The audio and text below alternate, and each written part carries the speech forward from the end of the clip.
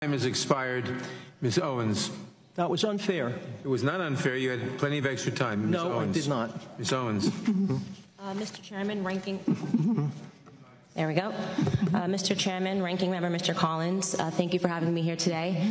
I received word on my way in that many of the journalists were confused as to why I was invited, and none of them knew that I myself was the victim of a hate crime when I was in high school. That's something that very few people know about me because the media and the journalists and the left are not interested in telling the truth about me because I don't fit the stereotype of what they like to see in black people. I'm a Democrat. I support the President of the United States, and I advocate for things that are actually affecting the black community. I'm honored to be here today in front of you all because the person sitting behind me is my 75-year-old grandfather. I've always considered myself to be my grandfather's child, and I mean to say that my sense of humor, my passion, and my work ethic all comes from the man that is sitting behind me. My grandfather grew up on a sharecropping farm in the segregated South. He grew up in an America where words like racism and white nationalism held real meaning under the Democrat Party's Jim Crow laws. My grandfather's first job was given to him at the age of 5 years old, and his job was to lay tobacco out to dry in an attic in the South. My grandfather has picked cotton, and he has also had experiences with a Democrat terrorist organization of that time, the Ku Klux Klan. They would regularly visit his home, and they would shoot bullets into it. They had an issue with his father, my great-grandfather. During my formative years, I had the privilege of growing up in my grandfather's home. It's going to shock the committee, but not once, not in a single breath of a conversation did my grandfather tell me that I could not do something because of my skin color. Not once did my grandfather hold a gripe against the white man. I was simply never taught to view myself as a victim because of my heritage. I learned about faith in God, family, and hard work. Those were the only lessons of my childhood. There isn't a single adult today that in good conscience would make the argument that America is a more racist or a more white nationalist society than it was when my grandfather was growing up. And yet we're hearing these terms sent around today because what they want to say is that brown people need to be scared, which seems to be the narrative that we hear every 4 years right ahead of a presidential election. Here are some things we never hear. 75% of the black boys in California don't meet state reading standards.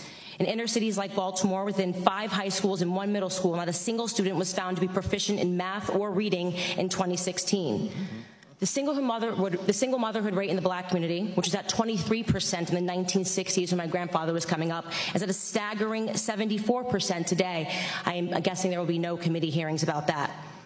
There are more black babies aborted than born alive in cities like New York, and you have Democrat Governor Andrew Cuomo lighting up buildings to celebrate late-term abortions.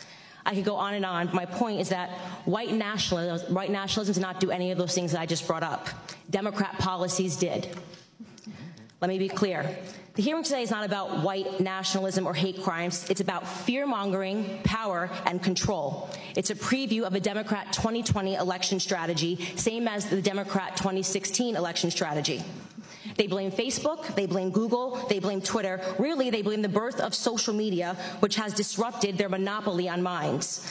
They called this hearing because they believe that if it wasn't for social media, voices like mine would never exist, that my movement Blexit, which is inspiring black Americans to leave the Democrat Party, would have never come about. And they certainly believe that Donald Trump would not be in office today.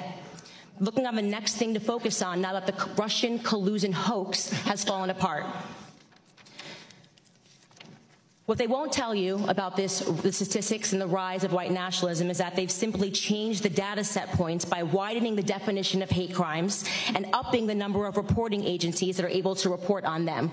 What I mean to say is that they're manipulating statistics. The goal here is to scare blacks, Hispanics, gays, and Muslims into helping them censor dissenting opinions, ultimately into helping them regain control of our country's narrative, which they feel that they lost. They feel that President Donald Trump should not have beat Hillary. If they actually were concerned about white nationalism, they would be holding hearings on Antifa, a far-left, violent, white gang who determined one day in Philadelphia in August that I, a black woman, was not fit to sit in a restaurant. They chased me out. They yelled race traitor to a group of black and Hispanic police officers who formed a line to protect me from their ongoing assaults. They threw water at me. They threw eggs at me. And the leftist media remained silent on it. If they were serious about the rise of hate crimes, they may perhaps be examining themselves and the hate that they have drummed up in this country.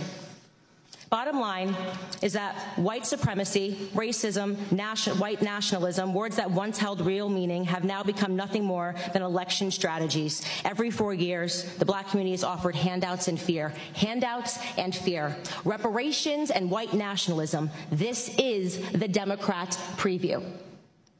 Of course, society is not perfectible. We've heard testimony of that today. There are pockets of evil that exist, and those things are horrible, and they should be condemned. But I believe the legacy and the ancestry of black Americans is being insulted every single day.